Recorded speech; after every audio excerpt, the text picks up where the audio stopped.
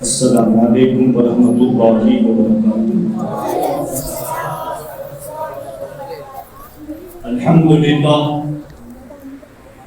الحمدللہ رب العالمین والعاقبۃ للمتقین والصلاة والسلام علی سید المرسلین، اما بعد، اعوذ باللہ من الشیطان الرجیم، بسم اللہ الرحمن الرحیم۔ والذی ارسل رسولہ بالہدی ودین الحق، صدق اللہ المولانا العظیم وصدق رسولہ النبی الامین المکین الکریم، ونحن علی ذلک لمن الشاہدین والشاکرین والحمد للہ رب العالمین۔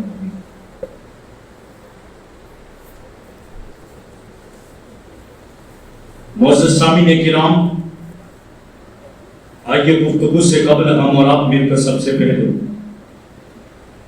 آفتاب ہدا، محتاب عطا، در بحر صفا، معدن اتقا، سید الاسفیاء، جلوہ حق نما، عکس نور خدا، صاحب العطا، احمد مجتبی محمد مصطفیٰ صلی اللہ تعالیٰ علیہ وسلم کی بارگاہ بے کس پناہ میں درود و سلام کا نذیر عقیدت پیش کریں، بآواز بلند پڑھیں، صلی اللہ علیہ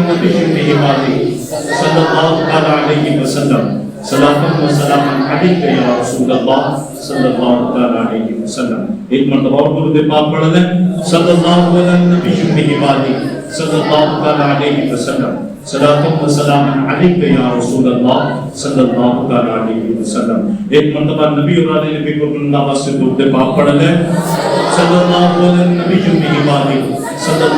علیہ وسلم، صلاۃ و سلام علیک یا رسول اللہ صلی اللہ تعالیٰ علیہ وسلم۔ اللہ تبارک و تعالیٰ قرآن پاک میں ارشاد فرماتا ہے، والذی ارسل رسولہ بالہدی ودین الحق لیظہرہ علی الدین کلہ ولو کرہ المشرکون۔ اس آیت کریمہ کا ترجمہ آسان لفظوں میں یہ ہے کہ وہی رب ہے جس نے اپنے رسول کو بھیجا ہدایت و دین حق کے ساتھ۔ وہ اللہ کہ جس نے اپنے رسول کو بھیجا ہدایت و دین حق کے ساتھ، لیظہرہ علی الدین کلہ، تاکہ اس دین کو تمام دینوں پر غالب کر دے، اس دین کو تمام دینوں پر غالب کر دے، وَلَوْ كَرِهَ الْمُشْرِكُونَ، اگرچہ مشرکین اسے ناپسند کریں۔ اس آیت کریمہ میں اللہ تبارک و تعالیٰ نے دین کو غالب کرنے کا وعدہ، اور ایک چیز یہ بھی بیان کی ہے کہ نبی پاک کے بھیجنے کا مقصد ہدایت و دین حق، رجوع لے کر آئے، حضور صلی اللہ علیہ وسلم لے کر آئے، اور یہی وہ دین حق ہے، دین حق ہے۔ الحمدللہ اس دین پر ہم آج بھی قائم ہیں، اللہ ہم سب کو استقامت نصیب فرمائے۔ مگر اب چلیے، کل تک تو میں نے آپ کے سامنے منافقت بیان کی کہ نفاق کیا ہے، منافق کون؟ تو ایک طبقہ تو وہ تھا جنہوں نے دل و جان سے مان لیا، اور جب مانا نا تو ایسا مانا کہ آج دنیا ان کے ماننے کی مثالیں دے رہی، ماننا ہو تو ایسا مانا۔ اور ایک طبقہ وہ نکلا جنہوں نے علم پر اعتراض کیا، نبی پاک کی وسعتوں پر اعتراض کیا، مذاقیں بنائی، لڑانے کی سازشیں کی، کوششیں کی، الغرض ہمارا ان سے کوئی لینا دینا، ہم بات عاشقوں کی کریں۔ تو آج میں آپ کے سامنے ان عاشقوں کی چند جھلکیاں بتا دوں تاکہ ان سب بیان کے بعد آپ کے دل میں بیٹھ جائے کہ واقعی میں جیسی محبت صحابہ نے کی تھی ایسی کسی نے نہیں۔ صحابہ وہ ایک عظیم ہستیاں ہیں کہ جن کی انتھک کوششوں کی محنتوں کی بات دین ہم تک پہنچا، انہوں نے اس دین کی خاطر قربانیاں بھی، اس دین کی خاطر آنکھ میں ڈالے گئے، اس دین کی خاطر تیل میں ڈالے گئے، اس دین کی خاطر سولی پر چڑھائے گئے، سب کچھ ہوا اس دین کے بعد، مگر آج جو چمک جو دمک اس دین کی باقی ہے یہ ان کی انتھک کوششوں کا نتیجہ۔ اب سوال یہ پیدا ہوتا ہے کہ جنہوں نے نبی پاک کی نظروں سے پیا تھا، پڑھا تھا، ایمان لایا، ان کا انداز کیا، حضور صلی اللہ تعالیٰ علیہ وسلم کے ساتھ اور دین کے معاملے میں ان کا رویہ کیا، تو اس پر تو میں اپنے پیر و مرشد حضور شیخ الاسلام والمسلمین کا ایک شعر پڑھ رہا ہوں آپ کے سامنے، تاکہ آپ کو پتہ چل جائے کہ آج کے بیان کا موضوع کیا ہے۔ کوئی بلال سے پوچھے خبیب سے سمجھا، کوئی بلال سے پوچھے خبیب سے سمجھے، سزائے الفت دی کا مزہ کیا۔ اب سوال یہ پیدا ہوتا ہے سزا میں بھی مزہ ہوتا، سزا میں تو تکلیف ہوتی ہے، مگر حضور شیخ الاسلام فرماتے ہیں سزا ہے الفت دی میں مزہ کیا۔ یعنی کوئی بلال سے پوچھے کہ بلال بتا تو صحیح، جب تپتی ہوئی ریگزار پر تجھے گھسیٹا جا رہا تھا، حالانکہ بظاہر آنکھیں دیکھ رہی ہے تکلیف ہو رہی ہے، مگر حضور شیخ الاسلام کیا کہہ رہے ہیں، اے بلال ذرا بتا تو دے اس میں مزہ کیا ہے، اس تکلیف میں مزہ کیا۔ خبیب رضی اللہ تعالیٰ عنہ کو سولی پر لٹکایا جا رہا ہے، بظاہر تو سولی پر لٹکنا تکلیف دے، پریشان کن ہے، مگر حضور شیخ الاسلام فرماتے ہیں اے خبیب ذرا یہ تو بتا دے اس تکلیف میں مزہ کیا ہے، اس تکلیف میں مزہ کیا ہے۔ یعنی یہ تکلیف نہیں، ان کے لیے ایک مزہ، ایک مقدر کی بات تھی، وہ تو اس پر فخر کرتے تھے، وہ تو اس پر فخر کرتے تھے۔ یہی حضرت خبیب رضی اللہ تعالیٰ عنہ، چلو اب میں واقعہ بھی انہی سے شروع کرتا ہوں تاکہ ذہن و دماغ کھل جائے۔ حضرت خبیب رضی اللہ تعالیٰ عنہ کو مشرکین نے پکڑ لیا، یہ شروع اسلام کی بات، شروع اسلام کی بات، مشرکین نے پکڑ لیا، پکڑ کے آپ کو درخت پہ باندھ دیا۔ وجہ کتنی تھی؟ وجہ صرف اتنی تھی کہ آپ اپنے باپ کے دین کو لے آئے، جو محمد عربی صلی اللہ علیہ وسلم دین لائے اسے چھوڑ۔ آپ نے کہا یہ مجھ سے کبھی نہیں، یہ مجھ سے کبھی نہیں ہوگا، آپ مجھے لاکھ مارو یہ نہیں ہو سکتا۔ حضرت خبیب رضی اللہ تعالیٰ عنہ کو جس وقت لٹکایا گیا تھا، اس وقت قریش کا ایک نوجوان جسے دنیا حضرت سعید بن عامر رضی اللہ تعالیٰ عنہ کے نام سے جانتی ہو پہچانتی، نام یاد رکھنا اور واقعات بھی یاد رکھنا، یہ واقعات اپنے گھر اپنے بچوں کو بھی کہنا تاکہ نسلیں بھی عاشق رسول بنیں۔ حضرت سعید بن عامر اس وقت قریش کے نوجوان تھے، مکہ چھوڑ کے چلے گئے۔ ان کو پتا چلا نا کہ قریش نے چند لوگوں کو پکڑا، مشرکین نے، اور پکڑ کے ان کو درخت پہ لٹکایا، تو بچے دوڑے، ہوتا ہے نا کوئی تماشا دکھاتا ہے تو سب دوڑتے، بھیڑ جمع ہو جاتی، کیا ہو رہا ہے ہم بھی تو دیکھیں کیا ہو رہا ہے، جیسے لڑائی ہوتی ہے 50 لوگ ایسے کھڑے ہو جاتے ہیں، اس طرح یہاں بھی ہوا۔ جب آپ کو درخت پہ لٹکایا گیا نا تو بچے، جوان، بوڑھے، عورتیں تک آ گئی دیکھنے کو۔ حضرت سعید بن عامر رضی اللہ عنہ جو اس وقت ایمان نہیں لایا، مشرکوں میں آپ کا شمار، یہ کہتے ہیں میں بھی دوڑا، اور اتفاق یہ تھا کہ حضرت سعید بن عامر رضی اللہ عنہ قد میں لمبے، لمبا قد تھا، اونچے قد والے، اونچے بدن والے، تو جو لوگ کھڑے تھے نا ان کے درمیان میں آپ بھی کھڑے تھے، آپ کی گردن اونچی، تو آپ حضرت خبیب رضی اللہ تعالیٰ عنہ کو دیکھ کر آپ کہتے ہیں کہ بچے شور مچا رہے، عورتیں شور مچا رہی، یہ سب شور مچا رہے تھے، ان شوروں کے درمیان میں نے آواز سنی۔ وہ ہوتا ہے نا کہ جب کسی کو سزا دی جاتی ہے تو اس کو اس کی آخری خواہش پوچھی جاتی ہے، تمہاری آخری خواہش کیا ہے، تاکہ پوری کر دی جائے۔ حضرت خبیب رضی اللہ تعالیٰ عنہ سے بھی آخری خواہش پوچھی گئی کہ آپ کی آخری خواہش کیا؟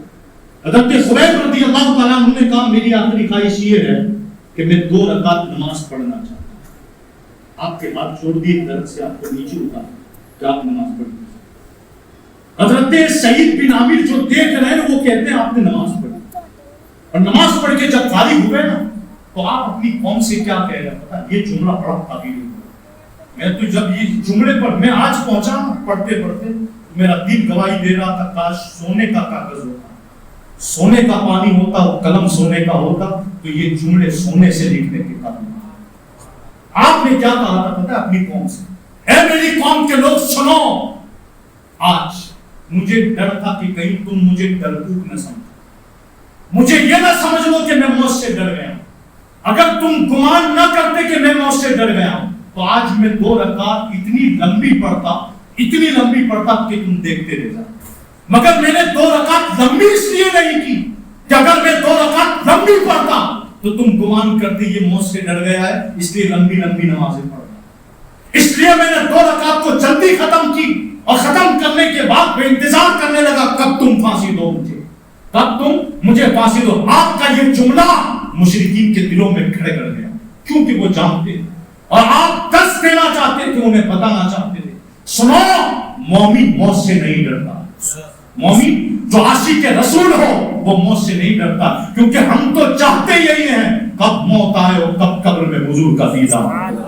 اسی لیے تو حضور شیخ الاسلام فرماتے ہیں اگر کل موت آنی ہے تو یا رب آج ہی آئے، اگر کل موت آنی ہے تو یا رب آج ہی آئے۔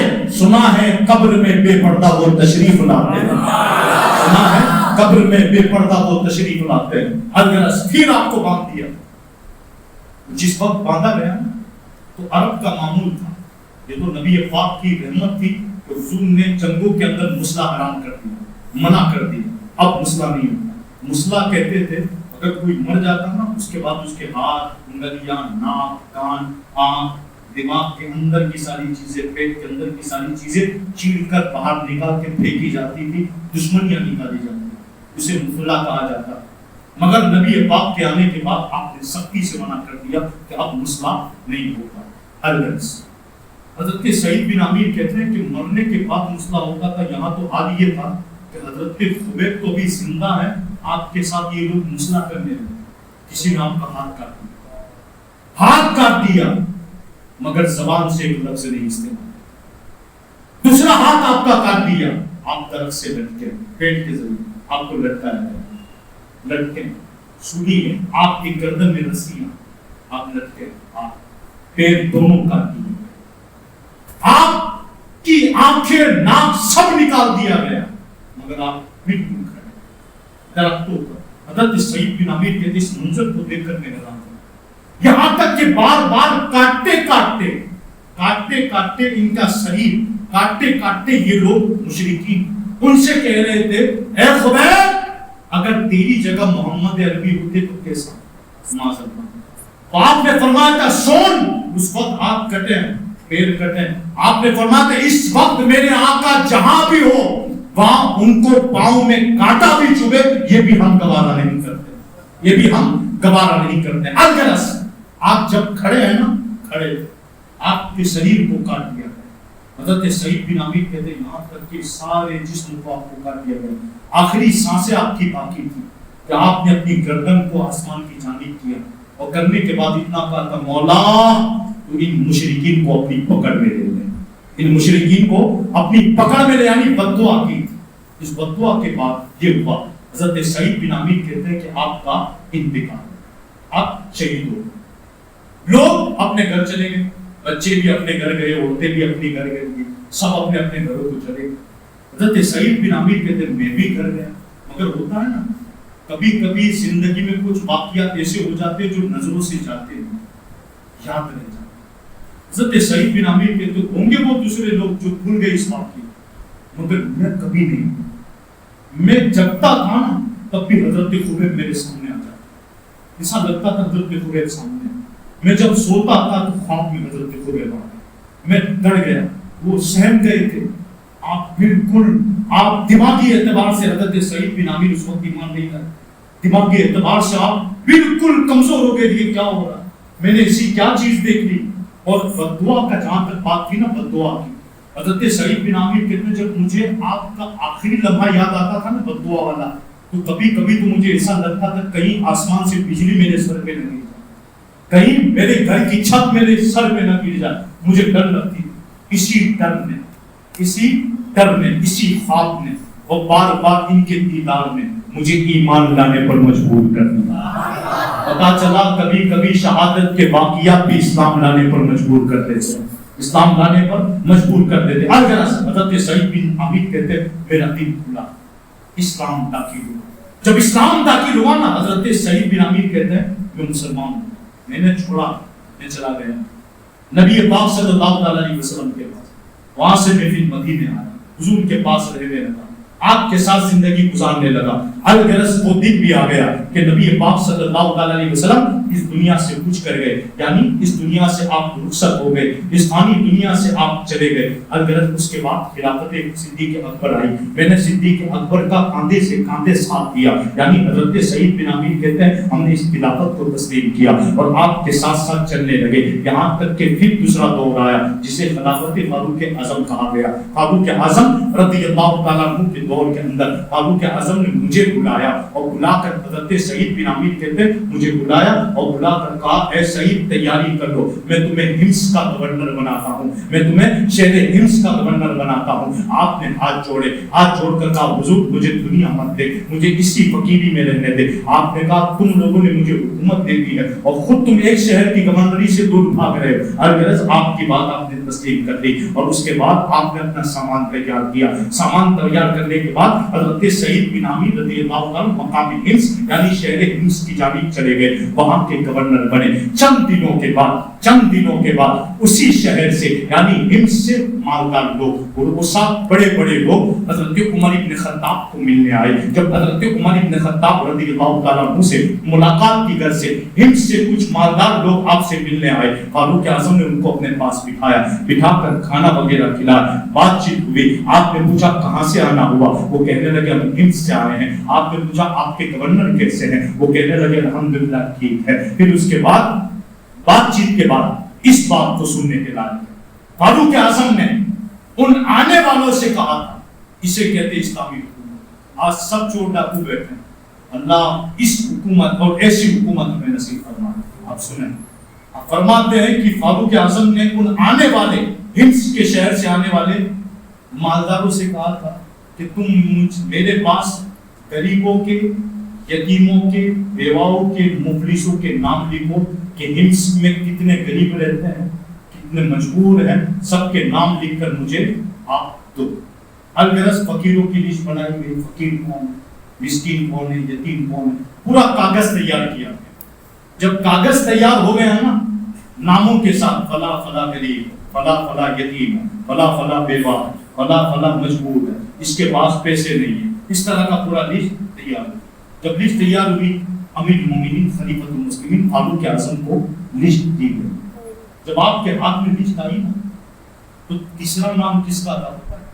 حضرت سعید بن عامر رضی اللہ عنہ۔ کس کا نام تھا؟ سعید بن عامر، گورنر، اسے کہتے ہیں اسلام کے مجاہد جنہوں نے اسلام پھیلایا۔ فقیروں کی لسٹ میں گورنر کا نام، اور نام کس نے لکھا تھا؟ پرجا نے، عوام نے، جو آپ کے ماتحت جی رہی تھی، یعنی خود عوام بھی جانتی تھی ہمارا حاکم بڑا غریب ہے، ہمارا حاکم، ہمارا گورنر بڑا غریب ہے، تو اس نے غریبوں کی لسٹ میں آپ کا نام ڈالا۔ جب آپ نام پڑھتے پڑھتے حضرت سعید بن عامر کے نام پہ پہنچے تو حضرت فاروق اعظم نے فرمایا یہ سعید بن عامر کون؟ وہ کہنے لگے حضور گورنر۔ آپ نے پھر فرمایا کون؟ کہا گورنر۔ کہا یہ وہ سعید بن عامر ہے؟ کہا ہاں۔ بس اسی لسٹ پر آپ نے لسٹ پہ ہاتھ مارا اور ہاتھ مارنے کے بعد رونے لگے۔ فاروق اعظم رضی اللہ عنہ رونے لگے۔ آپ کے سامنے بیٹھے ہوئے تمام روسا کا کہنا ہے آپ اتنے روئے کہ آپ کی داڑھی کے بالوں سے آنسو ٹپکنے لگے۔ مسلمانوں، دین ایسے نہیں آیا تھا۔ آج جو چھوٹی سی تقریب کی بنیاد پر نمازیں چھوڑ دی جاتی ہے، حق حرام میں فرق نہیں کیا جاتا ہے حرام و حلال کے اندر، وہ آج آپ سوچیں دین اس طرح ہم تک پہنچا کہ فقیروں کی لسٹ میں جب نام آ گیا رونے لگے۔ لوگ کہتے ہیں کہ سعید بن عامر گورنر، پھر جب رونا شروع کیا آپ کے روسا فرماتے سامنے جو بیٹھے روتے روتے فاروق اعظم کی داڑھی سے آنسو ٹپکنے لگے، یہاں تک کہ چند لمحات کے بعد آپ نے اپنا چہرہ اٹھا کے بعد آپ نے بیت المال کے وزیر کو آواز دی لاؤ پیسے، 1000 درہم لایا گیا تھیلی بھر کے آپ کے پاس۔ فاروق اعظم نے ان کو کہا یہ لو سعید بن عامر کو میری جانب سے تحفہ دے دو۔ تھیلی اٹھائی، یہ لوگ پہنچے ہمس۔ جب مقام ہمس میں پہنچے نا وہ گورنر کے گھر میں داخل ہوئے حضرت سعید بن عامر کے گھر کے اندر۔ سنیں دل زندہ ہے نا تو دل روئے گا، دل زندہ ہے تو دل روئے گا۔ آپ پہنچے ان کے پاس، تھیلی دی، آپ نے پوچھا کیا؟ کہنے لگے فاروق اعظم نے آپ کے لیے تحفہ دینار بھیجا۔ فوراً تھیلی آپ نے ہاتھ سے چھوڑا اور کیا پڑھا؟ انا للہ و انا الیہ راجعون، انا للہ و انا الیہ راجعون۔ آپ کی بیوی نے گھر میں سے آواز دی، خیریت سے تو ہے؟ کیا ہوا؟ خلیفۃ المسلمین کا انتقال ہو گیا؟ آپ نے انا للہ و انا الیہ راجعون کیوں پڑھا؟ خلیفۃ المسلمین کا انتقال ہو گیا۔ آپ کہنے لگے نہیں، اس سے بڑی مصیبت آ گئی۔ آپ کیا ہوا؟ مسلمان کسی جنگ میں شکست کھا گئے؟ کہا نہیں، اس سے بڑی مصیبت آ گئی۔ تو آپ کے اہلیہ نے پوچھا اس سے بڑی مصیبت کیا ہے؟ تو آپ کہنے لگے بڑی مصیبت یہ ہے آج میرے گھر میں دنیا آ گئی ہے اور میری آخرت کو تباہ کرنا چاہتی ہے۔ جملہ سنیں، آج میرے گھر میں دنیا آ گئی ہے جو میری آخرت کو تباہ کرنا چاہتی ہے۔ حالانکہ آپ کے اہلیہ کو پتا نہیں تھا کیا ہے، آپ کی بیوی کو پتا نہیں تھا کیا ہے۔ پھر اس کے بعد آپ نے اپنی بیوی سے کہا اگر تو راضی ہو تو وہ کر دوں جو میں چاہتا ہوں۔ تو آپ نے کہا آپ کر دیجئے جو آپ چاہتے ہیں۔ تو آپ نے وہ تھیلی پکڑی اور اس تھیلی کی کئی تھیلیاں بنوائی اور بنا کر آپ نے ساری تھیلی ایک غلام کو دی، کہا فلاں فلاں غریبوں کو بانٹ دو، ایک درہم اپنے پاس نہ رکھا، سارے درہم غریبوں میں بٹوا دیا۔ آپ بتائیں جس کے نظر و تربیت سے ایسے لوگ پیدا ہوئے اس محمد عربی کا عالم کیا ہوگا؟ میرے آقا کی فقر و غنا کا عالم کیا ہوگا؟ اگر حضرت سعید بن عامر رضی اللہ تعالیٰ عنہ فقر و فاقہ میں زندگی گزار دی، ایک دن ایسا آیا خود فاروق اعظم کہیں جا رہے، راستے میں ہمس پڑ گئے۔ آپ نے پوچھا یہ کیا تھا ہمس؟ کہا چلیے شہر کے اندر۔ فاروق اعظم امیر المومنین خلیفۃ المسلمین اندر گئے شہر کے اندر، لوگوں نے آواز بلند کی مرحبا مرحبا امیر المومنین۔ حضرت سعید بن عامر کو اپنے گھر میں لوگوں کو فاروق اعظم نے بلایا، پورے ہمس والوں اپنے پاس بٹھایا اور بٹھا کر ہمس والوں سے، شہر والوں سے آپ نے پوچھا اے لوگو گورنر کو کیسا تھا؟ گورنر تمہارا کیسا؟ فاروق اعظم سامنے موجود ہے، عوام سامنے، اسے کہتے حکومت، اسے کہتے ہیں حاکم۔ سامنے پوچھ لیا کیسے آپ کے گورنر؟ چند لوگ کھڑے ہوئے، کہا حضرت اور ٹھیک بہترین، مگر 4 شکایت۔ کتنی شکایت ہے؟ 4 شکایت۔ آپ نے کہا کون کون سی؟ کہا یہ آپ کھیل رہے۔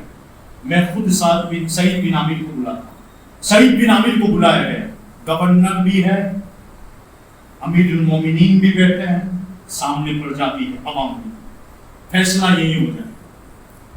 آپ نے فرمایا سعید میں آیا تھا یہاں کسی گھر سے، ان لوگوں نے تمہاری 4 شکایتیں بیان کی، ان 4 کے تم مجھے جواب دے۔ آپ نے اپنی گردن جھکا، حضرت سعید بن عامر کہا قوم اے ہمس والوں کھڑے ہو جاؤ، تمہارے گورنر کی پہلی شکایت کون سی؟ ایک آدمی کھڑا ہوا، حضرت پہلی شکایت یہ ہے کہ سورج نکل جاتا ہے اس کے بعد یہ ہمارے پاس آتا ہے، سورج نکل جاتا ہے اس کے بعد یہ ہمارے پاس آتا ہے، صبح میں جلدی ہمارے پاس کبھی نہیں آتا، سورج نکل جاتا ہے، نکلنے کے بعد یہ ہمارے پاس آتا ہے۔ اچھا دوسری شکایت؟ کہا دوسری شکایت یہ ہے کہ یہ دن میں ہمارے پاس آتے ہیں، رات میں کبھی ہمارے پاس نہیں آتے۔ تیسری شکایت کیا؟ کہا تیسری شکایت ہے کہ مہینے میں ایک دن یہ ہمارے پاس آتے ہی۔ چوتھی شکایت یہ ہے کہ سال میں ایک مرتبہ یہ بے ہوش ہو جاتے ہیں، اس دن تو یہ ہمارے پاس آتے ہی۔ اب آپ مخاطب ہوئے حضرت سعید بن عامر کی جانب، ان سے پوچھنے لگے اے سعید پہلی شکایت کا جواب دو، تم سورج نکل جانے کے بعد کیوں آتے ہو؟ حضرت سعید بن عامر کی آنکھوں میں آنسو آئے، عرض کرنے لگے حضور یہ راز تھا، یہ راز میں اپنی قبر میں لے کے جاتا اگر کوئی نہ پوچھتا، مگر آج عدالت لگی، یہاں راز کو فاش کرنا پڑے گا، راز کو فاش کرنا پڑے گا، ورنہ یہ وہ راز تھا جو راز میں اپنے ساتھ اپنی قبر میں لے جاتا۔ کہا ان لوگوں کی شکایت ہے کہ میں سورج نکل جانے کے بعد آتا، تو وہ میرا جواب بھی سن۔ جب جواب دینے لگے نا تو وقت کا امیر المومنین خلیفۃ المسلمین عمر ابن خطاب جن سے جنات کانپتے تھے، وہ خود آنسو بہا رہے ہیں، آپ کا جواب سن کے خود روتے جا رہے ہیں۔ پہلا جواب یہ تھا کہ سورج نکل جانے کے بعد اس لیے آتا ہوں کہ میں گھر میں اکیلا، میرا کوئی خادم نہیں، اگرچہ گورنر، ورنہ بڑے بڑے دنیا میں گورنر آئے اپنے پیچھے لاکھوں لوگوں کو چلاتے ہیں، واحد وہ گورنر تھا، واحد وہ گورنر جس کا ایک غلام بھی نہ تھا، جس کا ایک خادم بھی نہ تھا، آپ فرماتے فجر سے پہلے اٹھتا ہوں، اٹھنے کے بعد اذان ہوتی ہے، نماز کے لیے جاتا ہوں، جب نماز کے بعد آتا ہوں خود آٹا نکالتا ہوں، پانی خود میں ڈالتا ہوں کنویں سے نکالتا ہوں، اور اس آٹے کو میں خود گوندتا ہوں، اور گوندنے کے بعد جب آٹا جب تک پھولتا نہیں ہے میں اس کا انتظار کرتا ہوں، جب آٹا پھول جاتا ہے تو پھر میں اس کی روٹی کے لیے گھونڈے تیار کرتا ہوں، اس کی روٹی بناتا ہوں، جب روٹی بن جاتی ہے تمام کام ہو جاتے ہیں، وہاں تک سورج نکل جاتا ہے، پھر اس کے بعد میں ان کی شکایت کے لیے باہر جاتا ہوں۔ یہاں فاروق اعظم لوگ اور یہاں عوام بھی لوگ، اور یہ بھی کہہ رہے ہاتھ اٹھا کر مولا حاکم ہو تو ایسا، مولا گورنر ہو تو ایسا ہو، کہا دوسری شکایت کیا تھی، کہا دوسری شکایت کی ہے، یہ صرف دن میں ہمارے پاس آتے ہیں رات میں نہیں، کہا اس کا جواب دیں۔ آپ کہنے لگے دوسری شکایت کا جواب، حضرات دین جو ہے نا، دین میں نے ان لوگوں کے لیے کر رکھا کہ پورا دن ان کے لیے وقف، رہی بات رات کی تو میں نے رات اپنے رب کے لیے وقف کی، رات کو میں نے اپنے رب کے لیے وقف کیا، رات آتی ہے فوراً لیل و نہار کے اندر اللہ اکبر کے لیے میں کھڑا ہو جاتا ہوں، رب کے لیے وقف کرتا ہوں، سب خاموش ہو گئے۔ تیسری شکایت کہ مہینے میں ایک دن آتے ہی نہیں، مہینے میں ایک دن آتے ہی نہیں۔ حضرت سعید بن عامر سے مخاطب ہوئے حضرت عمر بن خطاب، کہنے لگے اس کا جواب، آپ کہنے لگے اس کا جواب حضرت یہ کہ میرے پاس یہ جو میں پہن کے آیا ہوں نا یہی کرتا، دوسرا کوئی کپڑا میرے پاس نہیں، ایک ہی لباس میرے پاس، اس کے علاوہ کوئی دوسرا لباس نہیں، مہینے میں ایک مرتبہ میں غسل خانے میں جاتا ہوں، اس کپڑے کو دھلتا ہوں، دھل کے سکھاتا ہوں، جب تک سوکھتا نہیں میں باہر نہیں جاتا، میں گھر سے باہر نہیں، کیونکہ پہننے کے لیے کچھ ہے ہی نہیں تو میں باہر کیسے؟ عوام سستیاں لے کر رو گے، عمر ابن خطاب رو گے۔ چوتھی شکایت یہ کہ سال میں ایک مرتبہ بے ہوش ہو جاتے، نہیں آتے، اس کا جواب ان کے پاس کر۔ آپ کہنے لگے جب میں حضرت خبیب کا واقعہ یاد کرتا ہوں، وہ واقعہ مجھے یاد آ جاتا ہے تو میں اپنے آپ پہ افسوس کرتا ہوں، کاش میں نے حضرت خبیب کو بچا لیا ہوتا، یہ یاد مجھے بے ہوش کر دیتی ہے اور اس دن میں گھر سے باہر نہیں نکل پاتا۔ حضرت عمر ابن خطاب نے اپنے ہاتھوں کو رب کی جانب بلند کیا اور دعا کی، مولا تیرا شکر ہے کہ تو نے عمر کو ایسے گورنر عطا کیا، تو نے عمر کو ایسے گورنر عطا کیے۔ پیارے اسلامی بھائیو، دین ایسے نہیں، اس دین کو پہنچانے کے لیے صحابہ کرام نے انتھک کوشش سے ہم تک پہنچانے، انتھک کوشش سے صحابہ کرام نے کی، تب جا کر دین ہم تک پہنچا۔ اس میں سے ایک نام، بڑے واقعات ہیں آپ کے، مگر اس میں سے ایک نام حضرت طفیل بن عمر دوسی رضی اللہ تعالیٰ عنہ۔ یہ طفیل بن عمر دوسی رضی اللہ تعالیٰ عنہ صحابی رسول، یہ قبیلہ دوست کے رہنے والے، کہاں کے رہنے والے تھے؟ قبیلہ دوست، بہت بڑے سردار تھے، بہت بڑے شاعر بھی، اچھائی اور برائی کو جان لیتے تھے، کیا اچھائی ہے کیا برائی، اور عقل مند تھے، ہوشیار تھے، سمجھدار۔ خود فرماتے ایک دن حضرت طفیل بن عمر دوسی رضی اللہ تعالیٰ عنہ نکلے، کہاں جانے کے لیے؟ مکے جانے کے لیے، اور یہ وہ دن تھے جن دنوں میں اسلام نیا نیا پھیلا، نبی پاک نے تبلیغ شروع کی، اور ایک طرف ابو جہل، عتبہ اور شیبہ نے نبی پاک پر ظلم کے پہاڑ ڈالتے، کبھی آپ کے پشت پر گجری ڈالتے، کبھی آپ کو پتھر مارتے، کبھی آپ کو پاگل کہتے، یعنی آپ کو مارنے کی سازش ہے۔ ایسے ماحول میں حضرت طفیل بن عمر دوسی فرماتے ہیں میں مکے پہنچا، جب میں مکے پہنچا نا، حضرت طفیل بن عمر دوسی کہتے چند لوگ دوڑ کر میرے پاس آئے اور آ کر کہنے لگے حضرت طفیل بن عمر دوسی سے، اے طفیل بن عمر دوسی، آئے تو ہو مگر یاد رکھنا، آئے ہو مگر یاد رکھنا، ایک شخص جس نے نبوت کا دعویٰ کیا، جس کا نام محمد، ان سے ملنا، ان سے ملاقات مت کرنا، ان کے قریب مت جانا۔ آپ کہنے لگے مجھے تعجب لگا، یہ لوگ آ کر بار بار مجھے روک رہے تھے، ان کے قریب مت جانا، ان کے پاس مت جانا، ان کے ساتھ مت بیٹھنا، ان کی بات مت سننا۔ پھر میں چند دن مکہ رکا، بہت سارے لوگ میرے پاس آئے، کہا مت جانا، اگر چلے گئے ان کی بات سن لی تو تم بھی ان کے ہو جاؤ، اور تم ان کے ہو گئے تمہاری قوم بھی ان کی ہو جائے گی، لہٰذا بہتر ہے کہ تم ان کے قریب مت جاؤ۔ تو پھر بھی عمر دوسی کہنے لگے ان کی بات سن کر میں نے بھی موقف بنا لیا کہ ان سے نہیں ملنا۔ حضرت طفیل بن عمر دوسی رضی اللہ تعالیٰ عنہ کہتے ہیں کہ چند دن گزرنے کے بعد جب میری واپسی کا ارادہ تھا کہ میں اپنے قبیلے کی جانب جاؤں تو معمول کے مطابق میں حرم کعبہ میں گیا، جہاں 360 یا 360 میں نے سوچا کہ اپنے تو آخری پوجا کر لوں. جب طفیل بن عمر دوسی کعبے کے قریب پہنچے نا تو آپ نے دیکھا حضرت محمد مصطفیٰ صلی اللہ علیہ وسلم آخری نبی ہم سب کے نبی نماز پڑھ رہے. طفیل بن عمر دوسی کی نظر حضور پہ جب پڑی نا نظر, طفیل بن عمر دوسی عقلمند آدمی کو سمجھتا, جب نظر پڑی تو طفیل بن عمر دوسی دل ہی دل میں کہنے لگے عبادت کا کتنا اچھا طریقہ, عبادت کا کتنا اچھا طریقہ. مگر پھر آپ کو یاد آ گیا نہیں, لوگوں نے مجھے قریب جانے سے منع کیا, ان کی بات نہ سننے سے روکا کہ ان کی بات نہ سننا. پھر آپ نے کیا کیا, اپنی جیب سے روئی نکالی, اپنے کان میں ڈالی, کہیں ان کی بات میرے کانوں تک نہ جائے, کانوں میں ٹھوس دیا. ٹھوسنے کے بعد آپ کعبے میں چلے گئے. پھر باہر نکلے تو کیا دیکھتے حضور ابھی بھی نماز پڑھ رہے. تو پھر وہ ہوا کہ دل نے چاہا, صورت ہی ایسی تھی کہ کشش تھی, صورت کی کشش ایسی تھی کہ آپ حضور کے قریب ہو گئے. بار بار سوچ بھی رہے, منع کیا مگر بار بار قدم آگے بھی بڑھ رہے, یہاں تک کہ حضور کے قریب ہو گئے. جب قریب ہوئے تو نماز میں حضور قرآن کی تلاوت کر رہے. وہ قرآن کی تلاوت آپ کے کانوں تک پہنچی تو آپ نے روئی کو بتایا, اور پہنچی نا تو صرف کان تک نہ پہنچی, دل میں اثر کر گئی, اور دل میں سوچنے لگے یہ کلام کسی انسان کا نہیں ہو سکتا, یہ بات کسی انسان کی نہیں ہو سکتی. الغرض کشش سے کہ نبی پاک نے نماز کو مکمل سلام پڑھ کے حضور اپنے گھر کو جانے لگے. حضرت طفیل بن عمر دوسی آپ کے پیچھے پیچھے آپ کے پیچھے پیچھے آپ کے ساتھ جانے لگے, یہاں تک کہ نبی پاک گھر میں داخل ہوئے, آپ بھی گھر میں داخل ہو گئے. جب حضور کے ساتھ حضرت طفیل بن عمر دوسی گھر میں داخل ہوئے, حضرت طفیل بن عمر دوسی حضور سے کہنے لگے یا رسول اللہ, مجھے لوگوں نے آپ کی بات سننے سے روک دیا, مت سننا ان کی بات, ان کے ہو جاؤ, مگر کچھ باتیں میں نے آپ کی سنی جو آپ اپنی عبادت میں پڑھ رہے, میرا دل بڑا موہ اسے سننا. میں چاہتا ہوں کہ آپ مجھ پر اسلام پیش کریں, اسلام کی تعلیمات کیا.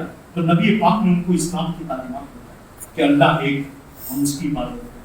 پوری دنیا کو اسی نے پیدا کیا, یہ کھانا وہی کھلاتا, روزی وہی دیتا, مارتا وہی ہے, جلاتا وہی ہے, ساری حکمتیں ان کے سامنے بیان.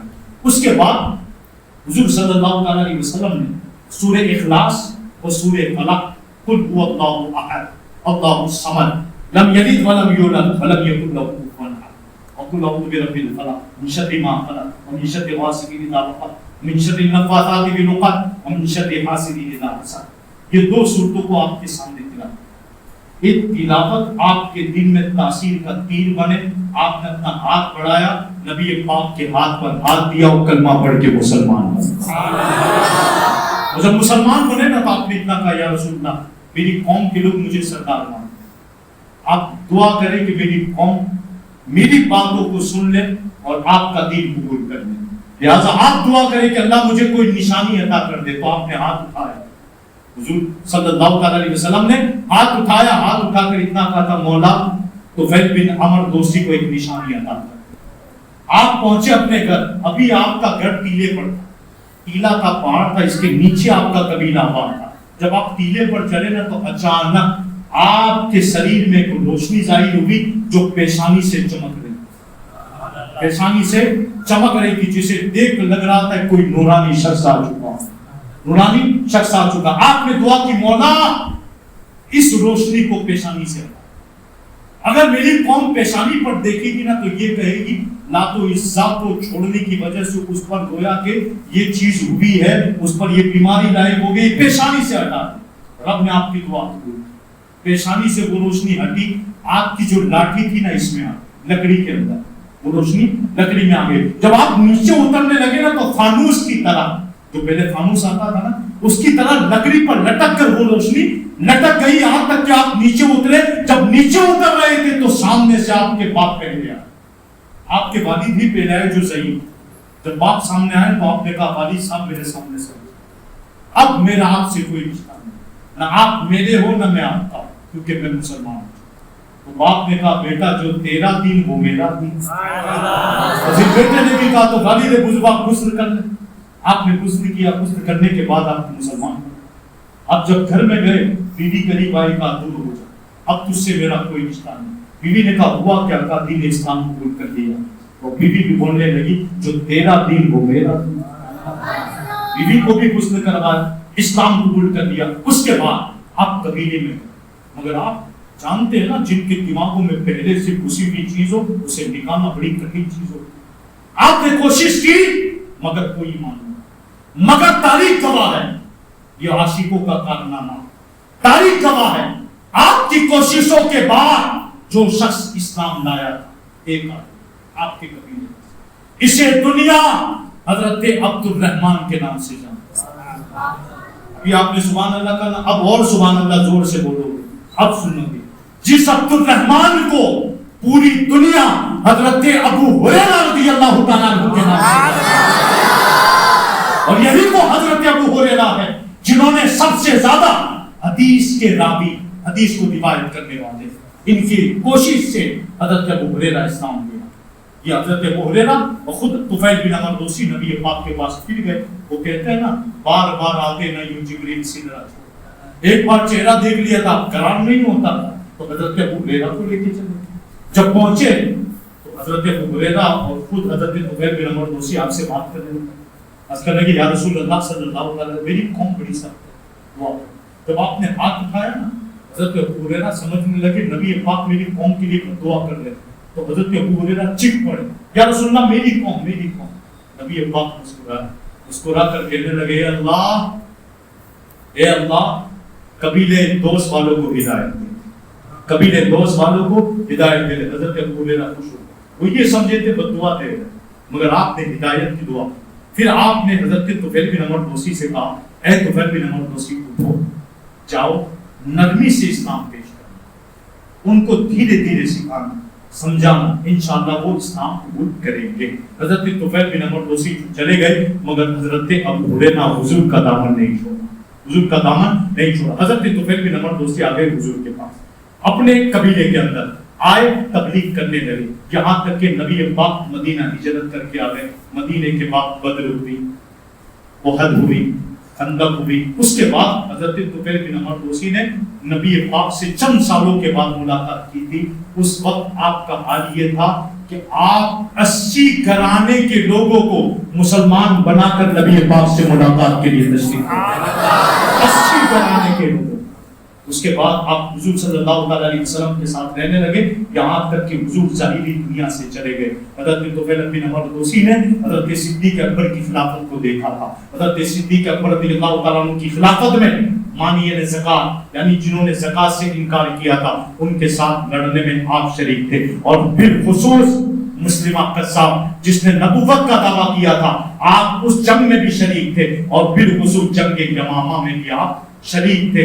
آپ فرماتے جب جنگ امامہ کے لیے میں نکلا گھوڑے پر سوار ہوا جا رہا تھا، حضرت طفیل بن عمرو دوسی کہتے رات میں جب ہم نے پڑاؤ ڈالا خیمے نصب کیے سوئے تو میں نے خواب دیکھا. خواب یہ تھا کوئی میرا سر منڈرا رہا ہے یعنی میرے سر کے بال کاٹ رہا ہے، اور میں نے خواب میں یہ بھی دیکھا کہ میرے منہ سے ایک پرندہ نکل کر اڑنے لگا. میں نے تیسرا اسی میں یہ خواب دیکھا تھا کہ مجھے کسی عورت نے مجھے اپنے پیٹ کے اندر چھپا لیا ہے. اور چوتھا خواب یہ تھا میرا بیٹا عمر بن طفیل دوڑتا ہوا آ رہا ہے، میں آواز دے رہا ہوں مگر راستے میں کوئی چیز آڑے آ گئی، میرا بیٹا دور رہ گیا، میں آگے رہ گیا، یعنی میرا بیٹا میرا قریب نہ ہو پایا. یہ 4 چیزیں میں نے خواب میں دیکھی. جب خواب سے بیدار ہوئے صبح میں اپنے ساتھیوں سے پوچھا اے ساتھیوں خواب کی تعبیر تو بتاؤ یار. میں نے تو دیکھا میرے بال کوئی منڈرا رہا، میرے بال کو کوئی کاٹ رہا، میرے منہ سے کوئی پرندہ نکلا اڑ کے چلا گیا، میں نے دیکھا کوئی عورت مجھے اپنے پیٹ میں چھپا رہی ہے. چوتھا بھی یہ تھا کہ میں نے دیکھا میرا بیٹا آواز دے رہا، میں آگے ہوں وہ پوچھے، یہاں تک کہ کوئی چیز درمیان میں آ گئی، میرا بیٹا پیچھے رہ گیا میں آگے رہ گیا. تو آپ کے جو ساتھی تھے نا وہ تو خوابوں کی تعبیر جاننے والے لوگ تھے. صحابہ تو خوابوں کی تعبیر جاننے والے لوگ تھے. مسکرانے لگے، ہنسنے لگے، ہنس کر کہنے لگے تو پھر بن عمرو دوسی مسکرا دو تم بھی، یہ خواب تو تیرا بڑا اچھا خواب ہے مگر ہم تعبیر نہیں بتائیں گے، تم ہی بتاؤ تم اس خواب کے بارے میں کیا سوچے، تم اس خواب کے بارے میں کیا سوچے، کیونکہ خواب کی تعبیر اچھی. آپ نے فرمایا کہ میں نے خواب میں جو یہ دیکھا نا میرا سر کے بال کاٹے جا رہے، اس سے میں سمجھ گیا اس جنگ میں میرا سر کاٹا جائے، اس جنگ میں میرا سر काटा जाएगा, यानी मैं शहीद हो जाऊंगा। नंबर 2, जो मैंने ये देखा कि मेरे मुंह से परिंदा निकला, उड़ के चला गया। इसकी ताबीर ये है कि मेरे बदन से रूह निकलेगी, मैं इस जंग में शहीद हो जाऊंगा। नंबर 3, जो मैंने ये देखा, किसी औरत ने मुझे अपने पेट में छुपा लिया है। वहां मैं समझ गया था कि अब इन चीजों के बाद मुझे अल्लाह अपनी कब्र में डाल दे, मुझे कब्र में जाना है। पेट से मुराद कब्र थी, यानी मेरा इस जंग के अंदर इंतकाल होना है, कब्र में जाना। और चौथा जो मैंने ये देखा कि मेरा बेटा आ रहा है, मैं आगे हूं, मेरा बेटा पीछे रह गया, आवाज दे रहा मगर कोई चीज दरमियान में आ गई, वो पीछे रह गया। इससे पता, हालांकि उस वक्त आपका बेटा भी जंग में शहीद, आप क्या कह रहे हैं, इससे मुझे पता चल गया इस जंग में मैं शहीद होऊंगा, मेरा बेटा शहीद नहीं होगा। इस जंग में मैं शहीद हो जाऊंगा, मेरा बेटा शहीद नहीं होगा। यही हुआ। जंग यमामा में आप पर कई सरबे लगी, आप यानी हजरत तुफैल बिन अमर दोसी शहीद हो गए। अल्लाह की उन पर करोड़ों रहमतें हो, उनके सब के हम सब की मग़फ़िरत हो कि जिनकी हम तक कोशिशों के जरिए इस्लाम हम तक पहुंचाए। मगर आपके बेटे अमर बिन तुफैल, उनका पूरा हाथ कट गया, पूरा सीधा हाथ आपका कट गया था। आप जंग यमामा में अपना हाथ अपने बाप की लात छोड़कर मदीना पहुंच गए। जब आप मदीने में रहने लगे, बदलते अमर बिन तुफैल दोसी, यानी अमर बिन तुफैल दोसी के शहजादे, आप जब आ गए मदीने में तो फारूक आजम का दौर था। फारूक आजम के दौर के अंदर खाना आपके सामने पेश किया गया, लोग सामने मौजूद थे, आपने सबको बुलाया, खाने को आ जाओ। सब खाने बैठ गए, मगर हजरत तुफैल बिन अमर दोसी के शहजादे खाने नहीं थे। अमर बिन तुफैल दोसी क्यों? उनका हाथ कटा, वो खाने नहीं गए। आप उठे, फारूक आजम ने हजरत तुफैल बिन अमर दोसी को पकड़ा, खड़ा करके पूछने लगे, ए तुफैल बिन अमर दोसी, खाने क्यों नहीं आए? इसलिए नहीं आए कि हाथ कटा, इसलिए नहीं आए कि तुम्हारा हाथ कट गया? आप क्या फरमाते हैं? देखो, जो दीन के लिए उठता है उसकी शान अमीरुल मोमिनीन की नजर में क्या? जो दीन के लिए अपने बच्चे, बाल, अपने हाथ माथ कटवा दे, उसकी शान इन अमीरुल मोमिनीन की नजरों में क्या होती है? हजरत अमर बिन तुफैल दोसी से क्या कह रहे हैं पता है? फारूक क्या साहब, ए अमर सुन, जब तक तू अपने टूटे हुए हाथ से लुकमा नहीं खाएगा, उमर इससे एक लुकमा नहीं खाएगा, मैं भी नहीं खाऊंगा। आपने पकड़ा, बिठा खाने के लिए। जब बैठे ना तो उनकी दिल की तसल्ली के लिए आपने क्या कहा था पता है? ए अमर बिन तुफैल दोस्ती सुनो, ये जितने खाने बैठे हैं ना उन सब में तुम अफजल, ये जितने खाने बैठे हैं उन सब में तुम अफजल हो। अफजल क्यों हो? क्योंकि ये सब अभी यही है दुनिया में, मगर वाहिद तुम ऐसे शख्स हो कि तुम दुनिया में रहकर तुम्हारा एक उज़्व जन्नत में शेर कर रहा है, एक उज़्व जन्नत में शेर कर रहा है, तो इन सब खाने वालों में तुम अफजल हो। उलमा फरमाते इससे पता चला कि सहाबा की नजर में जो जंग में शहीद होते थे उनका मर्तबा बड़ा आला हुआ करता, लिहाजा भी उनके जरिए हम तक पहुंचा, और हम तक कोशिशों के जरिए ऐसे नहीं पहुंच गए। तो आप चाहते हो ऐसे पहुंच जाने? इसी में एक शख्सियत थी हज़रत अब्दुल्ला बिन हुज़ैफा रज़ियल्लाहु ताला, ये वो अज़ीम अक़ली शख्सियत थी कि जिनके बारे में उलमा फरमाते हैं ये बादशाहों के पास खत लेके जाते। अब इसमें से एक था ईरान का बादशाह, एक था रूम का बादशाह। रूम के बादशाह को कैसर कहा जाता था, ईरान के बादशाह को किसरा कहा जाता था। तो आप सन हिजरी 7 में 6 के अंदर केसर रूम के पास खत लेके गए थे, किसरा के पास, केसर किसरा के पास। जब आप खत लेके पहुंचे, नबी पाक ने खत लिखा, खत लिखकर हजरत अब्दुल्ला बिन हुज़ैफा के हाथ में दिया। हजरत अब्दुल्ला बिन हुज़ैफा ने खत पकड़ा, हुजूर ने फरमाया, ए हुज़ैफा, ए अब्दुल्ला बिन हुज़ैफा, जाओ खत लेके। हालांकि हुजूर जानते रूम जाना, किसरा जाना दूर है, कभी सहाबा गए नहीं, कभी मदीने वाले मक्के वाले गए नहीं, मगर आपने दुआ देकर उनको भेजा। और ये भी जानते थे उनकी लैंग्वेज भी नहीं जानते, भाषा भी नहीं जानते, मगर फिर भी भेजा, जाओ एक खत। उस दौर में तो तर्जुमान हुआ करते थे, जो बादशाह के सामने जब खत पढ़ा जाता तो तर्जुमा करने वाला तर्जुमा करता। जिस वक्त आप किसरा पहुंचे ना, हज़रत अब्दुल्ला बिन हुज़ैफा, किसरा पहुंचने के बाद आपने दरबारियों को आवाज दी। दरबारियों ने पूछा क्यों आए? ہمارے نبی نے بھیجا کسری کا خط لینا کسی دینا کا کسرا کو لینا یعنی بادشاہ کو دینا. اندر جا کر درباریوں نے خبر دی کسرا, اور اس وقت کسرا جو ہے نا سپر پاور یعنی جن کے پاس سونا چاندی زیورات سب کچھ تھا, جیسے آج امریکہ سپر پاور کہنا تھا, اس دور میں کیسر و کسرا سپر پاور. پوری دنیا ان سے ڈرتی تھی, پوری دنیا ان سے ڈرتی تھی. ایسے میں اکیلا ایک شخص کا خط لے کے پہنچ جانا, اور دیہاتی تھے, پتلا لباس پہنا, ایک کمبل تھی جو سر پہ اوڑھی ہوئی تھی, اور انداز دیہاتی والا. جب کسرا کو پتا چلا ایک شخص آیا اپنے نبی کا خط دیکھا, اس نے دربار سجوایا, سونے کی قالینیں بچھائی, سونے کی قالین بچھائی. آپ اپنے انداز کے اندر حضرت عبداللہ بن حذیفہ چلتے ہوئے جانے لگے. کسرا نے آپ کو بلایا. جب کسرا نے آپ کو دیکھا نا تو آپ کو ہلکے میں لیا, حضرت عبداللہ بن حذیفہ کو ہلکے میں لیا. یہ کون آ, تو اس نے آواز دی ان کے ہاتھ سے, خط لے لو, خط مجھے دے دو. آپ نے بلند آواز سے فرمایا یہ خط مجھے حکم دیا میرے نبی نے کہ میں ڈائریکٹ تیرے ہاتھ میں دوں, میں درمیان میں کسی کے ہاتھ میں نہیں دوں گا. ہم اپنے نبی کے حکم کی حکم دولی نہیں کرتے. میرے نبی کا حکم ہے تیرے ہاتھ میں دینا, تیرے ہاتھ میں دوں گا. آپ پہنچے اس کے پاس, کسرا کے ہاتھ میں دیا. اس نے خط ترجمان کو دیا, تو اس میں لکھا تھا سلام علی من اتبع, یہ سلامت کی ان لوگوں پر جو ہدایت کے متنبع ہیں.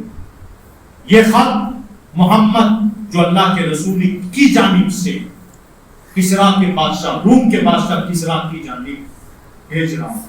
پھر اس کے بعد آپ نے اس خط کے اندر باتیں لکھی, مگر پہلے کیا لکھا تھا, محمد کی جانب سے جو اللہ کے رسول. جیسے ہی ترجمان نے یہ جملہ استعمال کیا, کسرا بادشاہ نے وہ خط غصے میں پکڑا, کھینچا اور کھینچ کر پڑھنے بنا پھاڑ کر اس کے کاغذات حضرت عبداللہ بن حذیفہ کے سامنے, اور عبداللہ بن حذیفہ سے کہا نکل جاؤ میرے دربار سے باہر. آپ کو نبی پاک کے عاشق تھے, آپ نے تو پھر سوال دی, چادر ڈالی, نکل گئے باہر, دربار سے چلے گئے. اور یہاں کسرا نے پوری بات نہ پڑھی مگر خط پڑھا. چند لمحات کے بعد اس کا غصہ ٹھنڈا ہوا. اس نے کہا کہ جو آیا تھا نا اس کو بلا, عبداللہ بن حذیفہ. یہ لوگ تلاش کرنے گئے مگر عبداللہ بن حذیفہ تو اپنی روش میں گھوڑے پر سوار ہوئے نکل گئے حضور کی بارگاہ. یہاں وہ حضور کی جانب پہنچ گئے, یہاں لوگ تلاش کرنے لگے مگر کوئی نہ ملا. وہ پہنچ گئے واپس, کہنے لگے کسرا سے وہ تو چلے گئے, وہ تو یہاں سے چلے گئے. اب کیا ہوا جب یہ پہنچے نا حضور کے پاس, نبی پاک صلی اللہ علیہ وسلم کی بارگاہ میں عرض کیا رسول اللہ اس بدبخت نے تو آپ کا خط پھاڑ دیا. حضور نے جیسے سنا, حضور نے فرمایا میرا رب اس کا ملک پھاڑ دے گا. اس نے میرا خط پھاڑا, اس کا ملک تباہ ہو جائے گا. وہ دنیا نے دیکھا, فاروق اعظم نے اسے ٹکڑے ٹکڑے کیا, فاروق اعظم نے اسے ٹکڑے ٹکڑے کیسر و کسرا کو قدموں میں جھکایا. اور یہی وہ عبداللہ بن حذیفہ تھے, نبی پاک کے دور میں کسرا کی جانب خط دینے گئے. اور فاروق اعظم کا جب دور خلافت تھا, اور فاروق اعظم نے جب کیسر روم کی جانب کچھ کیا, اور کیسر روم کو دھول چٹائی, اور کیسر روم کو معلوم تھا عاشق کا انداز کیا ہوتا ہے, نبی پاک کے غلاموں کا تیور کیا ہے. ہرگز اس نے اپنے درباریوں سے کہا تھا اے میرے درباریوں سنو, جب تمہارے ہاتھ محمد عربی کا کوئی غلام لگ جائے اسے مارنا مت, میرے پاس لانا, مجھے اس سے کچھ باتیں کرنی, میں بھی تو دیکھوں ان کے غلام ان کے ماننے والے ان سے ساتھ محبت کی انداز سے کرتے.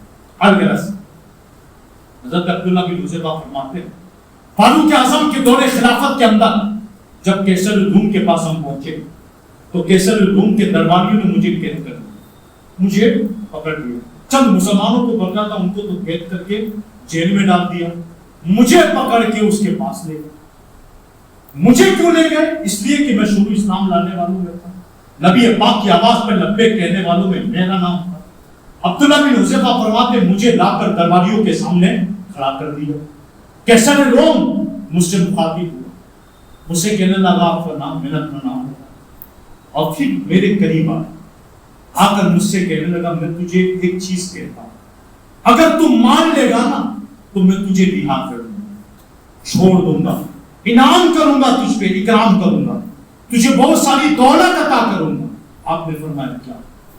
وہ کہنے لگا کیسے لوں نصرانیت کو اپنا لے، تیرے دین کو چھوڑ. نصرانیت کو اپنا لے. نوجوانوں سننے جیسی بات، نصرانیت کو اپنا لے. آپ مسکرا کے کہنے لگے یہ مجھ سے نہیں ہوگا، یہ مجھ سے نہیں ہوگا. پھر آپ نے کیسے لوگوں نے آپ سے کہا نصرانیت کو اپنا لے میں تجھے چھوڑ دوں گا. آپ نے منع کر، یہ مجھ سے نہیں ہوگا. وہ غصے میں آ گیا، غصے میں آ کر کہنے لگا اگر نہیں کرے گا تو تجھے قتل کر دوں گا. آپ نے کہنے لگا تیری مرضی، جو چاہے کر، مگر ایک لمحے کے لیے اسلام سے میں منحرف نہیں ہوں، یہ دین نہیں چھوڑنے والا. پھر وہ قریب آ کیسے لوگ عبداللہ بن حذیفہ سے کہنے لگا تم مجھے سمجھدار لگ رہے. اب وہ گویا کہ آپ کو اپنے بس میں لے رہا، مجھے آپ سمجھدار لگ رہے، تیری سمجھداری اسی میں ہے نصرانیت قبول کر لے. آپ نے کہا یہ کبھی نہیں، کبھی نہیں. جلال میں آ گئے کیسے لوگ غصے میں آ گئے، غصے میں آ کر درباریوں کو حکم دیا ان کو سولی پر لٹکا، تختے دار پر لٹکا. حضرت عبداللہ بن حذیفہ کو تختے دار پر لٹکا دیا گیا، دونوں ہاتھوں کو دونوں پیروں کو باندھا. حکم دیا گیا تیر چلاؤ ان کے ہاتھوں پر. جب آپ کے ہاتھ پر تیر چلائے جاتے تھے نا، اس وقت کیسر روم نیچے سے چلا ہے ابھی بھی وقت ہے نصرانی بن جا. آپ مسکرا کر کہہ رہے تھے میں نہیں بنوں، اسلام ایک لمحے کے لیے نہیں چھوڑوں گا. پھر آپ کے پیروں پر تیر مارے گئے، کہا اب بھی وقت ہے نصرانی بن جا. آپ نے کہا تھا میں نہیں بنوں گا. عبداللہ بن حذیفہ کہنے لگے میں نصرانی نہیں بنوں گا. آخرکار اس نے حکم دیا اپنے درباریوں سے اسے تختے سے نہیں چھوڑتا تھا، تختے دار سے آپ کو واپس نہیں چھوڑتا تھا. تیر آپ کے ہاتھوں میں لگے، آپ کے پیروں میں تیر لگے. مسلمانوں ان واقعات سے پتا چلا چھوٹی چھوٹی باتوں سے دین سے متعلق نہیں ہونا چاہیے. آج اگر اتنے ظلم و جبریت ہو رہے تو کچھ بھی نہیں، کچھ بھی نہیں، اس سے بڑے بڑے ظلم و جبریت ہو چکے. مگر یاد رکھنا دین کلے، یہ دین ظاہر ہوگا، یہ دین غالب ہوگا، یہ دین مغلوب ہوگا، یہ دین ایسا غالب ہوگا کہ دنیا دیکھے گی انشاءاللہ. اگر آپ کو جب تیر مارے، آپ کے پیروں میں تیر مارے گئے تو پھر کیا آپ کو نیچے اتارا. پھر اس نے دیکھا کچھ دینے ہو گیا تو کہا ابھی بھی وقت ہے نصرانی. تو آپ نے کہا میں نے کہہ تو دیا تجھے، ایک لمحے کے لیے میں اس دین سے پیچھے نہیں ہوں. پھر جلال میں آ گیا، اس نے کہا کڑھائی ڈالو، کڑھائی ڈالی، کہا تیل ڈالو، تیل ڈالا گیا، لکڑیاں ڈالی، تیل کو گرم کیا گیا، اتنا جوش دیا گیا. اب آپ کو ڈرانے کے لیے دو مسلمان قیدی کو بلائے، کہا دو مسلمان قیدی کو پکڑ کے لاؤ. دو مسلمان قیدی آئے، حضرت عبداللہ بن حذیفہ باندھ کے کھڑے، دیکھ رہے تھے. کہا دیکھ اگر ابھی بھی نصرانیت قبول نہیں کرے گا میں ڈال رہا ہوں اس کو. آپ نے کہا اس کی خوش قسمتی ہے تو اسے ڈال رہا، اس کی خوش قسمتی ہے تو اسے ڈال رہا. آپ نے اس بدبخت نے مسلمان قیدی کو چلتے ہوئے کھولتے ہوئے تیل میں ڈالا، جیسے ڈالا گوشت الگ ہڈیاں الگ، جاتے ہی انسان پگھل گئے. پھر کہا ابھی بھی وقت ہے. آپ دیکھ رہے، آپ مجھے بتائیں صرف یہ کہنے کی بات نہیں، کان کے چسکے کے لیے میں بیان نہیں کر رہا. اگر آج آپ کے سامنے اس طرح کا واقعہ ہو آپ سیلنڈر ہو جائیں، کیونکہ ہمارا ایمان کمزور ہے. ہم سیلنڈر ہو جائیں گے اور اس طرح سیلنڈر ہوں گے کہ بات ہی ختم کر دیں. مگر قربان ان صحابہ کی ذات جو دیکھ رہے ہیں تیل اوپر ڈال کھول رہا، اس میں کسی کو ڈالا گیا، اس کا گوشت ہڈیاں الگ ہو گئی، پگھل گئی اندر، مگر اس کے باوجود کہہ رہے ہیں مجھ سے نہیں ہوگا، میں نصرانیت قبول نہیں کروں گا، اسلام میرا دین، محمد ہمارے نبی. دوسرے آدمی کو بھی پکڑا، اس کے ان کا بھی گوشت ہڈیاں پگھل گئی. ابھی بھی وقت ہے، ابھی بھی وقت نصرانی بن. پھر غصے میں آ گئے، اتنا کرنے کے باوجود یہ تو مان ہی نہیں ہے، ان کی رسیوں کو چھوڑا گیا. جلادوں سے کہا ان کو پکڑ کے تیل میں ڈالنا. جب جلادوں نے پکڑ کے گھسیٹا نا اور آپ کی گردن جھکی، حضرت عبداللہ بن حذیفہ کی گردن جھکی تو آپ کی آنکھوں سے آنسو جا. جب رونے لگے نا تو جلادوں نے کیسر روم کو اشارہ کیا کہ عبداللہ بن حذیفہ رو رہے، یعنی اشارہ کہ یہ رو رہے. تو کیسر روم نے کہا رک جا، رو رہے اس کا مطلب ہے کہ سیلنڈر ہو گئے. آدمی تو یہی سمجھے گا نا، رو رہے مطلب سیلنڈر ہو گئے. تو پھر کہا آؤ مجھے قریب لاؤ ان کو. عبداللہ بن حذیفہ کو آپ کے قریب لائے، کیسر روم کے پاس آئے. جب کیسر روم کے قریب آئے نا حضرت عبداللہ بن حذیفہ، تو کیسر روم ان سے کہنے لگا اب نصرانی بن جا. آپ نے کہا نہیں. پھر وہ بوکھلا گیا، یار یہ رو بھی رہے منع بھی کر. جب بوکھلا آیا نا تو پوچھنے لگا تو پھر آپ رو کیوں رہے؟ حضرت عبداللہ بن یہ ہے اس اصل اسلام کی نمک، اسلام کی چمک جو میں بیان کرنے جا رہا ہوں. تو کہا پھر رو کیوں رہے ہو آپ؟ رونا تو بتا رہا تھا کہ آپ سلنڈر ہو گئے، آپ کا رونا بتا رہا تھا آپ ڈر گئے، آپ کا رونا بتا رہا تھا آپ پیچھے ہٹ گئے. نہیں نہیں نہیں، میں رویا اس لیے ہوں کہ میں روتے روتے اپنے رب سے دعا کر رہا تھا، میں روتے روتے اپنے رب سے دعا کر رہا تھا، یہی کہہ رہا تھا مولا تو نے مجھے ایک جان کیوں دی؟ تو نے مجھے ایک جان کیوں دی ہے؟ میرے شریر میں جتنے بال ہیں اتنی جان دی ہوتی تو آج ہر جان کے بدلے میں تیرے دین کی خاطر ہر مرتبہ تیل میں جاتا پھر زندہ ہوتا، تیل میں جاتا پھر زندہ ہوتا، تیل میں جاتا پھر زندہ ہوتا. اس لیے رو رہا ہوں یہ سن کر کیسے روم حق کا بنتا ہو. یہ کون سے لوگ ہیں؟ کہاں پیدا ہوئے؟ کس کے عاشق؟ یہ کیسی زبان استعمال کر رہے ہیں؟ آپ نے کہا یہ ایک لوگ مر رہے ہیں اور یہ کہہ رہے ہیں یہ تو ایک جان ہے اس لیے رو رہا ہوں. مولا تو نے مجھے اتنی جانیں کیوں نہیں دی جتنے میرے شریر میں بال ہے کہ ہر جان کے بدلے میں دین کے خاطر تیل میں جاتا پھر زندہ ہوتا، تیل میں جاتا پھر زندہ ہوتا، پھر تیرے دین کو بلند کرتا، پھر تیل میں جاتا پھر زندہ ہوتا، پھر تیرے دین کو بلند کرتا. جب یہ سنا نا کیسے روم سر پہ ہاتھ رکھ کے بیٹھ کے کہنے لگا سب چھوڑ، اب اتنا کر دے میرے لیے. عبداللہ بن حذیفہ سے کہنے لگا اتنا کر سکتا کہ تو میری پیشانی کو بوسہ دے سکتا. عبداللہ بن حذیفہ سے کہہ رہا کیسے لگوں کہ تو میری پیشانی پہ بوسہ دے سکتا. آپ نے فرمایا اس کے بدلے میں کیا ہوگا؟ کہا تجھے بھی رہا کر دوں. کہا مجھے اکیلے کو نہیں، جتنے کو قید کیا سب کو رہا کرنا. تو اس نے کیسے لگوں کہا تیرے ساتھ جتنے قید کیے نا سب کو رہا کر دوں گا، تو مجھے پیشانی پہ بوسہ دے، پیشانی پر بوسہ دے دوں. حضرت عبداللہ بن حذیفہ دل میں سوچنے لگے یار پیشانی پہ بوسہ تو دینا، اس میں کون سی کچھ کرنا؟ اگر پیشانی پہ بوسہ دینے سے مسلمانوں کی جان بچ جاتی ہے تو اس سے بہتر کیا؟ تو آپ نے اس کی گردن پکڑی، پیشانی پہ بوسہ دیا اور پھر چلتی. واقعی میں کیسر الروم نے سب کو چھوڑ بھی دی. جب چھوٹ کے سب پہنچے نا فاروق اعظم کے پاس، یہ فاروق اعظم کا دور.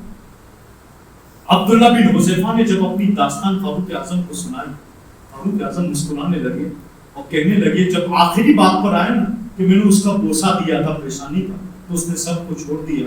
فاروق اعظم پہلے کھڑے ہوئے اور سب سے کہنے لگے اے عاشقو تم بھی کھڑے ہو جاؤ کہ آج عبداللہ نے پیشانی کا بوسہ دے کر تمہیں چھڑایا تھا، آج ہم سب عبداللہ بن حذیفہ کی پیشانی کو بوسہ دیتے ہیں جس کی شروعات سب سے پہلے عمر ابن خطاب کرے گا.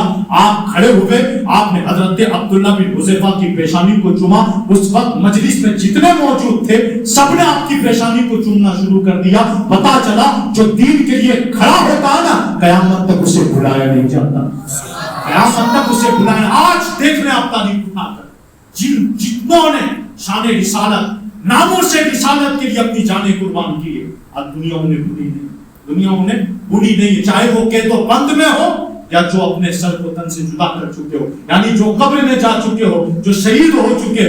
آج دنیا آج بھی انہیں یاد کر رہی ہے جن کے سر دنیا میں رہے ہو یا نہ رہے ہو یا جو دنیا میں موجود ہو مگر جنہوں نے نبی پاک کے لیے، ناموس رسالت کے لیے اپنی جانیں قربان کی. آج بھی دنیا ان کو یاد کرتی ہے اور یاد کرے گی قیامت تک، کیونکہ صحابہ کرام نے ہم تک کوششوں کے ذریعے دین ہم تک پہنچایا ہے. تو پیارے اسلامی بھائیوں، نوجوانوں، واقعہ سنانے کا مقصد یہ نہیں تھا کہ صرف سن کر دل تک پہنچایا جائے، نہیں، واقعہ سنانے کا مقصد یہ تھا اب جس ماحول میں ہم جی رہے ہیں یہ بڑا کٹھن ماحول ہے، یہ فتنوں کا دور ہے، قدم قدم پر امتحانات ہے، قدم قدم پر اسلام کے لیے چیلنجز ہے، قدم قدم پر اسلام کے لیے گویا کہ ہر نیا چیلنج آتا ہے. لہذا ایسے ماحول کے اندر ایک جوان کا، ایسے ماحول میں مسلمانوں کا استقامت کے ساتھ دین پر قائم رہنا بڑا کٹھن ہے. مگر جن کے دلوں میں صحابہ کے واقعات موجود ہوں گے، جن کے دلوں میں نبی پاک کا عشق ہوگا، جن کے دلوں میں اہل بیت پاک کی کوششیں، کاوشیں جو انہوں نے انتھک کوششوں کے ذریعے دین ہم تک پہنچایا ہے، یہ واقعات خود بھی یاد ہوں گے، خود سنے ہوں گے، اپنے بچوں کو سنائے ہوں گے تو وقت آنے پر استقامت مل ہی جائے گی، مگر یاد رکھنا بے ڈھنگی میں زندگی گزاری ہوگی تو کچھ بھی نہیں ہو پائے گا، کیونکہ وقت بڑا نازک ہے، فتنوں کا دور ہے۔ اللہ تبارک و تعالی ہم سب کو ان فتنوں سے محفوظ فرمائے اور ہم سب کو صحابہ کرام کے واقعات پر عمل کی توفیق رفیق نصیب فرمائے، دین پر استقامت نصیب فرمائے، اسلام پر استقامت نصیب فرمائے، اہل سنت و جماعت پر استقامت نصیب فرمائے۔ السلام علیکم۔